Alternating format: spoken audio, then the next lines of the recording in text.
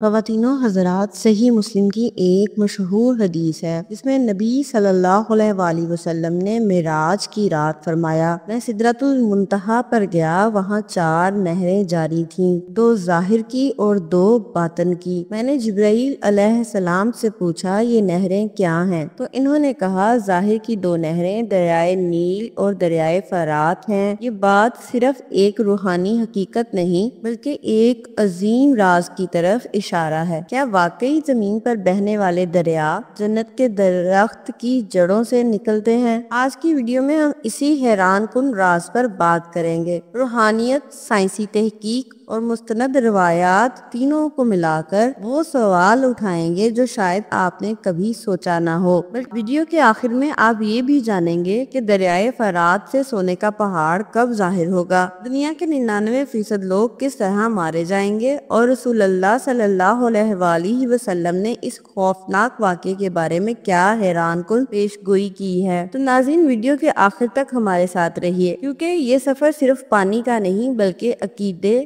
عقل اور عظمت خداوندی کا بھی ہے۔ ناظرین، جس مقام کی ہم بات کر رہے ہیں اسے سمجھے بغیر آگے بڑھنا ممکن نہیں۔ تو سب سے پہلے جانتے ہیں کہ سدرۃ المنتہا آخر کیا ہے۔ تو ناظرین، سدرۃ المنتہا یہ کوئی معمولی نام نہیں، یہ وہ مقام ہے جس کا ذکر قرآن و حدیث میں کئی بار آیا ہے۔ سدرۃ المنتہا دراصل جنت کے سب سے اونچے حصے میں واقع ایک عظیم بیری کا درخت ہے، ایک ایسا عظیم درخت جس کے بارے میں خود نبی صلی اللہ علیہ وآلہ وسلم نے فرمایا کہ یہاں حضرت جبرائیل علیہ السلام کی پرواز رک جاتی ہے۔ سدرہ عربی زبان میں بیری کے درخت کو کہتے ہیں، اور منتہا کا مطلب ہوتا ہے آخری حد، یعنی وہ مقام جہاں سب کچھ ختم ہو جاتا ہے، چاہے وہ علم ہو، مخلوق کا سفر ہو یا فرشتوں کی رسائی۔ سدرۃ المنتہا وہ عظیم بیری کا درخت ہے جو 7ویں آسمان کے آخری کنارے پر واقع ہے، یعنی وہ مقام ہے جہاں فرشتے حتیٰ کہ حضرت جبرائیل علیہ السلام بھی رک جاتے ہیں۔ نبی کریم صلی اللہ علیہ وآلہ وسلم واحد ہستی ہیں جنہیں اس مقام سے آگے لے جایا گیا جب وہ معراج کی رات اللہ کے دیدار کے لیے تشریف لے گئے۔ قرآن مجید کی سورہ نجم میں سدرۃ المنتہا کا ذکر ہوا ہے۔ علماء کرام کے مطابق یہ جنت کا وہ مقام ہے جہاں اللہ تعالیٰ کے کچھ خصوصی احکامات اترتے ہیں اور جہاں سے انبیاء اور ملائک کو علم و ہدایت دی جاتی ہے۔ حضرت انس رضی اللہ تعالیٰ عنہ سے مروی ہے کہ آپ صلی اللہ علیہ وآلہ وسلم نے فرمایا، مجھے سدرۃ المنتہا تک لے جایا گیا، اس کے پتے اتنے بڑے تھے جیسے ہاتھی کے کان اور اس کے پھل اتنے بڑے تھے جیسے مٹکے۔ اس درخت کو اللہ کے نور نے ڈھانپ رکھا ہے، ایسا حسن جسے کوئی بیان نہیں کر سکتا۔ یہ صرف کوئی علامتی بات نہیں بلکہ سدرۃ المنتہا ایک حقیقی مقام ہے جہاں سے بعض احادیث کے مطابق 4 نہریں جاری ہوتی ہیں۔ نبی صلی اللہ علیہ وآلہ وسلم نے فرمایا کہ 2 نہریں ظاہر کی ہیں، نیل اور فرات، اور 2 باطنی نہریں جنت کے اندر بہتی ہیں۔ اب ناظرین، سوال یہ ہے کہ 7ویں آسمان پر موجود ایک درخت سے نکلنے والی نہریں زمین پر کیسے پہنچتی ہیں؟ کیا یہ محض روحانی تشبیہ ہے یا واقعی کوئی ربانی نظام کار فرما ہے؟ کیا سدرۃ المنتہا صرف جنت کا درخت ہے یا ایک کائناتی مرکز ہے جہاں سے پانی، علم، نور اور فیصلے سب کچھ پھوٹا ہے؟ یہ سب سوالات ہمارے ذہن کو جھنجھوڑتے ہیں اور ہمیں مجبور کرتے ہیں کہ ہم نہ صرف دین کو بلکہ کائنات کے رازوں کو بھی گہرائی سے سمجھنے کی کوشش کریں۔ تو ناظرین، پانی کا زمین پر آنا صرف قدرتی عمل نہیں بلکہ اس کے پیچھے ایک پیچیدہ اور حیران کن نظام موجود ہے۔ سب سے پہلے سائز کی نظر سے دیکھیں تو پانی کا زمین پر آنا بارش، ندیاں، جھیلیں اور زیر زمین پانی کے ذخائر سے جڑا ہوا ہے۔ بارش کا چکر یا واٹر سائیکل زمین کے پانی کو بخارات کی صورت میں فضا میں لے جاتا ہے، پھر وہ بادل بنتے ہیں اور پھر بارش کی شکل میں واپس زمین پر آتے ہیں۔ اس طرح زمین کے اندر گہرے ذخائر میں پانی زیر زمین بہتا ہے اور ندیاں، نہریں اور دریاؤں کی صورت میں باہر نکلتا ہے۔ یہ سب کچھ قدرت کی طرف سے ایک مکمل نظام کے تحت ہوتا ہے جو اپنی جگہ حیرت انگیز ہے، لیکن مذہبی تعلیمات اس سے بھی آگے ایک روحانی حقیقت کی طرف اشارہ کرتی ہیں۔ اسلام میں، جیسا کہ آپ نے حدیث میں سنا، دریائے نیل اور دریائے فرات کی نہریں سدرۃ المنتہا سے جڑی ہوئی ہیں۔ یہ بتاتا ہے کہ پانی صرف زمین کا معمولی حصہ نہیں بلکہ ایک روحانی ماخذ بھی ہوتا ہے۔ یہ وہ پانی ہے جو اللہ کی رحمت اور قدرت کا مظہر ہے، جو جنت کے درختوں کی جڑوں سے زمین پر آتا ہے۔ یعنی یہ پانی ایک روحانی اور مادی دونوں جہدوں والا تحفہ ہے جو ہمیں زمین کی نعمتوں کی اہمیت اور اللہ کی حکمت کو سمجھنے میں مدد دیتا ہے۔ اسی لیے دریائے نیل اور فرات کو کو صرف جغرافیائی لحاظ سے نہیں بلکہ ایک مقدس اور روحانی پہلو سے بھی دیکھا جاتا ہے۔ لیکن ناظرین، یہاں بہت اہم سوال اکثر ذہنوں میں آتا ہے کہ زمین پر پانی کی ابتدا کیسے ہوئی؟ اس سوال کو سمجھنے کے لیے قرآن مجید کی ایک آیت پر غور کرنا ضروری ہے، جس کا ترجمہ ہے وہی ہے جس نے زمین کو پانی کے اوپر ہلتے ہوئے بنایا۔ یہ آیت ہمیں ایک نہایت دلچسپ اور گہرے راز کی طرف لے جاتی ہے۔ اس کا مطلب یہ ہے کہ زمین کی تخلیق سے پہلے کائنات میں وسیع مقدار میں پانی موجود تھا اور زمین خود اس پانی کے اوپر ہل رہی تھی، یعنی زمین کو اللہ تعالیٰ نے پانی کی سطح سے الگ نہیں کیا بلکہ اس کے اوپر بنایا۔ قرآن مجید کی دوسری آیات اور سائنسی تحقیقات اس بات کی تصدیق کرتی ہیں کہ زمین کی ابتدا ایک مستحکم ٹھوس سطح سے نہیں ہوئی بلکہ ابتدائی دور میں زمین کے اندر اور اس کے گرد بہت زیادہ پانی تھا۔ اہل علم اور مفسرین نے اس واقعے کی وضاحت کرتے ہوئے کہا ہے کہ زمین کی سطح پر پہاڑوں کو اللہ تعالیٰ نے میخوں کی طرح گھاڑا ہے تاکہ زمین ہلنے اور ڈگمگانے سے محفوظ رہے۔ یہ پہاڑ زمین کے استحکام کی بنیادیں ہیں اور یہی میخ زمین کو ایک جگہ مضبوطی سے باندھ کر رکھے ہوئے ہیں۔ سائنسی زبان میں بھی یہ بات دلچسپ ہے کہ ابتدائی دور زمین پر زمین کی سطح گرم اور غیر مستحکم تھی اور پانی بخارات کی شکل میں فضا میں موجود تھا۔ وقت کے ساتھ زمین ٹھنڈی ہوئی، پانی گرتا گیا اور سمندر اور دریاؤں کی تشکیل ہوئی، مگر قرآن ہمیں یہ بتاتا ہے یہ پانی ایک محض روحانی اور الہی نظام کے تحت زمین پر آیا، نہ کہ محض اتفاقی یا کیمیائی عمل کا نتیجہ تھا۔ اس پورے نظام میں دریائے نیل اور دریائے فرات جیسے عظیم دریا بھی شامل ہیں جو زمین پر پانی کی تقسیم اور حیات کے لیے نہایت اہم ہیں، اور حدیث میں ملنے والی سدرۃ المنتہا سے ان دریاؤں کا تعلق یہ ظاہر کرتا ہے یہ پانی محض زمینی نہیں بلکہ ایک الہی اور جنتی وسیلے سے زمین تک پہنچ رہا ہے۔ اور اگر سائنسی نظریے سے دیکھا جائے تو ناظرین، سائنسدانوں کا کہنا ہے کہ زمین کی ابتدائی حالت شدید گرم تھی اور اس وقت پانی کا وجود تقریباً نہ ہونے کے برابر تھا۔ ان کے مطابق زمین کے اندر جاری کچھ کیمیائی عمل جیسے آتش فشانی سرگرمیاں مسلسل بھاپ خارج کرتے رہے اور وقت کے ساتھ یہ بھاپ آسمانوں میں جا کر بادلوں میں تبدیل ہوئی جو بعد میں زمین پر بارش کی صورت میں گری۔ لیکن یہاں ایک سوال اٹھتا ہے، کیا یہ نظریہ واقعی زمین پر موجود اربوں ٹن پانی کی مکمل وضاحت کر سکتا ہے؟ کیا آتش فشاں سے نکلنے والی نمی اتنی بڑی مقدار میں سمندر، دریا اور جھیلیں بنا سکی ہیں؟ اگر واقعی ایسا تھا تو پھر وہ ابتدائی کیمیائی مادے کہاں سے آئے؟ پانی جیسا پیچیدہ اور بے حد نازک توازن رکھنے والا عنصر کیا صرف اتفاقی کیمیائی رد عمل سے پیدا ہو گیا؟ یہ تمام سوالات اس سائنسی نظریے کے محدود ہونے کی نشاندہی کرتے ہیں۔ سائنس نے اگرچہ کوشش ضرور کی ہے لیکن وہ کیسے اور کیوں جیسے بنیادی سوالات کا تسلی بخش جواب دینے سے قاصر ہے، اور یہی وہ مقام ہے جہاں مذہب، خاص طور پر اسلام، ایک واضح، مکمل اور پر اثر نظریہ پیش کرتا ہے جس میں پانی نہ صرف ایک مادی عنصر ہے بلکہ اللہ کی طرف سے انسانوں کے لیے ایک عظیم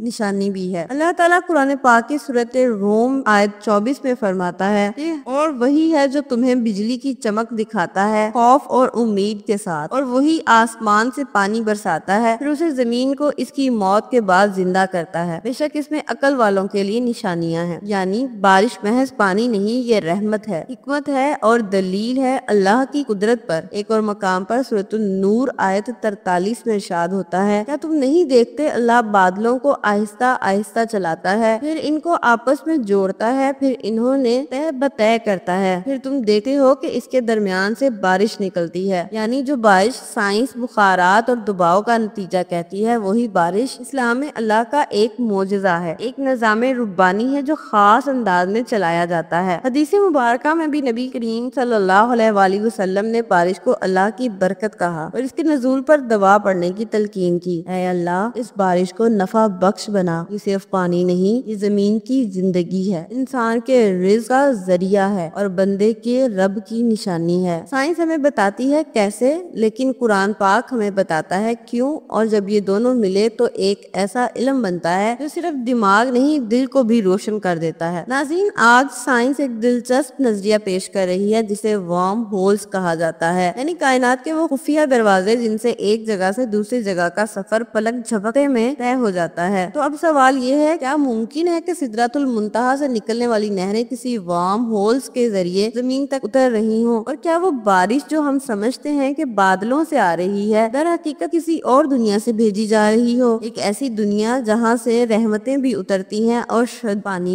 شاید پانی بھی سوچئے، غور کیجئے، کیونکہ یہ صرف سائنس نہیں بلکہ قرآن اور سائنس کا سنگم ہے، اور یہ سنگم صرف عقل والوں کے لیے نشانیاں رہتا ہے۔ ناظرین، یہاں یہ بات بھی واضح رہے کہ دنیا میں دریائے فرات صرف ایک دریا نہیں بلکہ اسے قرب قیامت کی ظاہر کرنے والی نشانیوں میں سے ایک نشانی سمجھا جاتا ہے۔ دریائے فرات ایشیا کا عظیم ترین دریا ہے، بلکہ مغربی ایشیا کا سب سے طویل دریا ہے۔ حضور صلی اللہ علیہ وآلہ وسلم نے خود دریائے فرات کے بارے میں حیران کن پیشن گوئی کی ہے، جن میں سے بلا شبہ ایک درست ثابت ہو چکی ہے اور دوسری مستقبل قریب میں انشاءاللہ وقوع پذیر ہو جائے گی۔ ناظرین گرامی، حضرت ابو ہریرہ رضی اللہ تعالیٰ عنہ کہتے ہیں کہ آپ صلی اللہ علیہ وآلہ وسلم نے فرمایا، جلد وہ زمانہ آنے والا ہے جب دریائے فرات سونے کا ذخیرہ برآمد کرے گا، یعنی اس کا پانی خشک ہو جائے گا اور اس کے نیچے سے سونے کا خزانہ برآمد ہوگا۔ بس جو شخص اس وقت وہاں موجود ہو، اس کو چاہیے اس خزانے میں سے کچھ نہ لے۔ اس خزانے میں سے کچھ لینے کی ممانعت اس بنا پر کی گئی، اس کی وجہ سے تنازع اور قتل و قتال کی صورت پیش آئے گی، اور بعض حضرات نے لکھا ہے کہ اس خزانے میں سے کچھ بھی لینا اس لیے ممنوع ہے کہ خاص طور پر اس خزانے میں سے کچھ حاصل کرنا آفات اور بلاؤں کے اثر کرنے کا موجب ہوگا، اور ایک طرح سے یہ بات قدرت الہی کی نشانیوں میں سے ایک نشانی ہے۔ بعض حضرات نے یہ لکھا ہے کہ اس ممانعت کا سبب یہ ہے کہ وہ خزانہ مغصوب اور مکروہ مال کے حکم سے ہوگا، جیسا کہ قارون کا خزانہ، لہذا اس خزانے سے فائدہ حاصل کرنا حرام ہوگا۔ حضرت ابو ہریرہ رضی اللہ تعالیٰ عنہ کہتے ہیں کہ آپ صلی اللہ علیہ وآلہ وسلم نے فرمایا، قیامت اس وقت نہیں آئے گی جب تک کہ دریائے فرات سونے کا پہاڑ برآمد نہ کرے۔ لوگ اس کی وجہ سے یعنی اس دولت کو حاصل کرنے اور اپنے قبضے میں لینے کے لیے جنگ اور قتلوں کی قتال کریں گے۔ بس ان لوگوں میں 99% مارے جائیں گے، اور ہر شخص یہ کہے گا کہ شاید میں زندہ بچ جاؤں اور مقصد میں کامیاب ہو جاؤں، یعنی ہر شخص اس توقع پر لڑے گا کہ شاید میں ہی کامیابی حاصل کر لوں اور اس دولت پر قبضہ جما لوں، جبکہ 99% لوگ اس توقع میں اپنی جان گنوا بیٹھیں گے۔ آپ صلی اللہ علیہ وآلہ وسلم نے فرمایا، لوگ اس سونے کو لینے کے لیے اس پر جھپٹیں گے اور ہر کوئی یہ چاہے گا کہ یہ سونا مجھے مل جائے، اور اس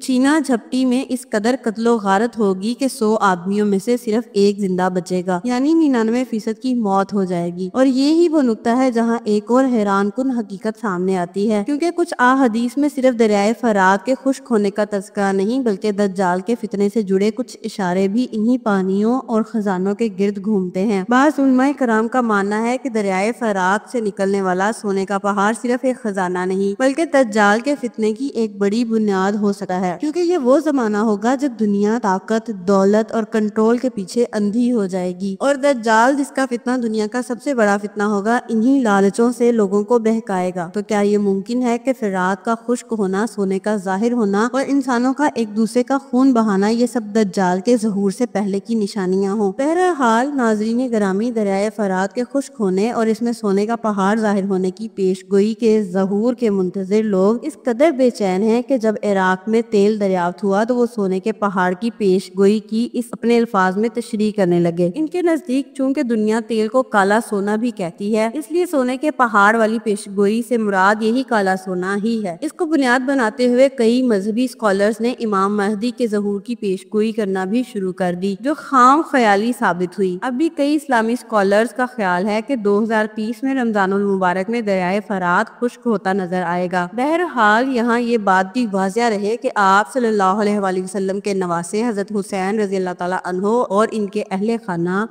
خانہ اور ان کے دوستوں کو اسی دریائے فرات کے قریب شہید کیا گیا تھا۔ یہی وہ دریا ہے جس کے قریب ان کو 10 دن تک پیاسا رکھا گیا۔ خواتین و حضرات، دریائے فرات کی ایک اور بڑی اہمیت جو ویڈیو کے آغاز میں بیان کی گئی کہ حضور صلی اللہ علیہ وآلہ وسلم کو جب معراج میں آسمانوں کا سفر کروایا گیا تو آپ صلی اللہ علیہ وآلہ وسلم نے واپسی پر تمام صحابہ کرام کو بتایا کہ میں نے آسمان پر 2 نہریں دیکھی، ایک دریائے فرات اور دوسرا دریائے نیل، اور اسی حوالے سے آج ہم نے یہ راز جانا ہے جو نہ صرف پانی کی مادی حقیقت کو سمجھاتا ہے بلکہ اس کے روحانی اور کائناتی پہلو کو بھی واضح کرتا ہے۔ سدرۃ المنتہا کا پانی ہمیں یاد دلاتا ہے زمین کی زندگی، اللہ کی رحمت اور کائنات کے نظام میں ہمارے ایمان کا ایک گہرا تعلق ہے۔ یہ پانی صرف زمین کو ہرا بھرا کرنے والا عنصر نہیں بلکہ ایک نشانی ہے اللہ کی حکمت اور قدرت کی، لہٰذا جب بھی آپ کسی دریا، ندی یا بارش کو دیکھیں یاد رکھیں کہ یہ ایک کائناتی اور روحانی سفر کا حصہ ہے جو سدرۃ المنتہا کی جڑوں سے شروع ہو کر ہماری زمین تک پہنچتا ہے۔ اللہ ہمیں اس کائناتی حکمت کو سمجھنے اور اس پر ایمان لانے کی توفیق دے، آمین یا رب العالمین۔ بلکہ یہاں ایک اور حیران کن بات بھی سامنے آتی ہے، ایک ایسا واقعہ جو نہ صرف دجال کی حقیقت کو بے نقاب کرتا ہے بلکہ پانی اور جزیروں کے اس پر اسرار نظام سے بھی پردہ اٹھاتا ہے۔ یہ واقعہ کسی عام انسان کا نہیں بلکہ صحابی رسول حضرت تمیم داری رضی اللہ تعالیٰ عنہ کا ہے، وہ جنہوں نے خود دجال کو اپنی آنکھوں سے دیکھا، اور وہ بھی کسی صحرائی ویرانے میں نہیں بلکہ ایک جزیرے میں پانیوں کے درمیان۔ ایک روایت میں فاطمہ بنت قیس رضی اللہ تعالیٰ عنہا بیان کرتی ہیں کہ میں نے رسول اللہ صلی اللہ علیہ وآلہ وسلم کے اعلان کرنے والے کو سنا، وہ اعلان کر رہا تھا کہ چلو نماز ہونے والی ہے۔ میں نماز کے لیے نکلی اور رسول اللہ صلی اللہ علیہ وآلہ وسلم کے ساتھ نماز ادا کی۔ آپ صلی اللہ علیہ وآلہ وسلم نے نماز سے فارغ ہو کر منبر پر بیٹھ گئے اور آپ کے چہرے پر اس وقت مسکراہٹ تھی۔ آپ نے فرمایا ہر شخص اپنی جگہ پر بیٹھا رہے۔ اس کے بعد آپ صلی اللہ علیہ وآلہ وسلم نے فرمایا جانتے ہو میں نے تم کو کیوں جمع کیا؟ صحابہ کرام رضی اللہ تعالیٰ عنہم نے عرض کی کہ اللہ اور اس کے رسول کو ہی معلوم ہے۔ پھر آپ صلی اللہ علیہ وآلہ وسلم نے فرمایا باخدا میں نے تم کو نہ تو مال وغیرہ تقسیم کے لیے جمع کیا نہ کسی جہاد کی تیاری کے لیے، بس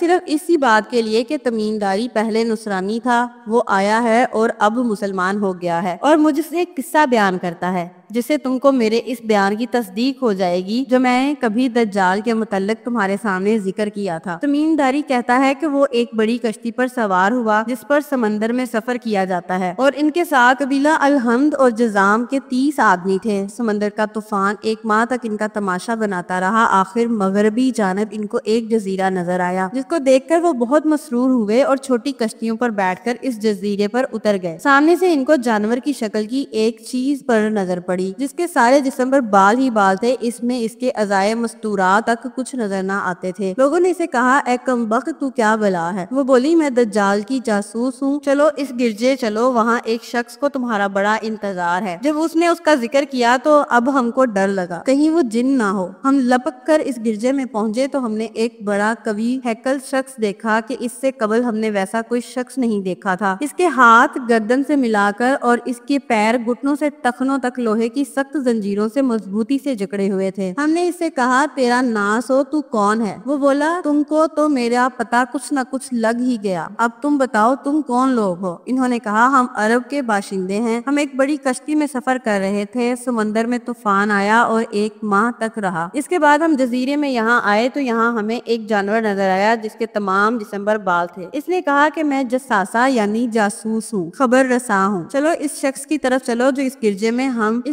ہے، ہم اس لیے جلدی جلدی تیرے پاس آگے۔ اس نے کہا مجھے یہ بتاؤ اس پار یعنی شام میں ایک بستی کا نام کی کھجوروں میں پھل آتا ہے یا نہیں؟ ہم نے کہا ہاں آتا ہے۔ اس نے کہا وہ وقت قریب ہے جب اس پہ پھل آئیں گے، جب اس پہ پھل نہیں آئیں گے۔ پھر اس سے پوچھا اچھا بحیرہ تبریہ کے متعلق بتاؤ، اس میں پانی ہے یا نہیں؟ ہم نے کہا بہت ہے۔ اس نے کہا وہ زمانہ قریب ہے جب اس میں پانی نہ رہے گا۔ پھر اس نے پوچھا شام میں ایک بستی کے چشمے کے متعلق بتاؤ، اس میں پانی ہے یا نہیں، اور اس بستی والے اس کے پانی سے کھیتوں کو سیراب کرتے ہیں؟ ہم نے کہا اس میں بھی بہت پانی ہے اور لوگ اسی کے پانی سے کھیتوں کو سیراب کرتے ہیں۔ پھر اس نے کہا اچھا نبی الامین کا کچھ حال سناؤ۔ ہم نے کہا وہ مکہ سے ہجرت کر کے مدینہ تشریف لائے ہیں۔ اس نے پوچھا عرب کے لوگوں نے اس کے ساتھ جنگ کی ہے؟ ہم نے کہا ہاں۔ اس نے پوچھا اچھا پھر کیا نتیجہ ہوا؟ ہم نے بتایا کہ وہ اپنے گرد و نواح پر غالب آ چکے ہیں اور لوگ ان کی اطاعت قبول کر چکے ہیں۔ اس نے کہا سن لو، ان کے حق میں یہی بہتر تھا کہ ان کی اطاعت کر لیں، اور اب میں تم کو اپنے متعلق بتاتا ہوں۔ میں مسیح دجال ہوں اور وہ وقت قریب ہے جبکہ مجھے یہاں سے باہر نکلنے کی اجازت ملے گی۔ میں باہر نکل کر تمام زمین گھوم جاؤں گا اور 40 دن کے اندر کوئی بستی ایسی نہ رہ جائے گی جس میں داخل نہ ہوں، بجز مکہ اور طیبہ۔ ان دونوں مقامات میں میرا داخلہ ممنوع ہے۔ جب میں ان دونوں میں سے کسی بستی پر داخل ہونے کا ارادہ کروں گا، اس وقت ایک فرشتہ ہاتھ میں ننگی تلوار لیے سامنے سے آ کر مجھے داخل ہونے سے روک دے گا۔ ان مقامات مقدسہ کے جتنے راستے ہیں ان سب پر فرشتے ہوں گے جو ان کی حفاظت کر رہے ہوں گے۔ ناظرین یہاں ایک اہم نقطہ سمجھنے والا ہے، دجال صرف زمینی فتنے نہیں لائے گا بلکہ پانی پر بھی اس کا قبضہ اور اثر ہوگا۔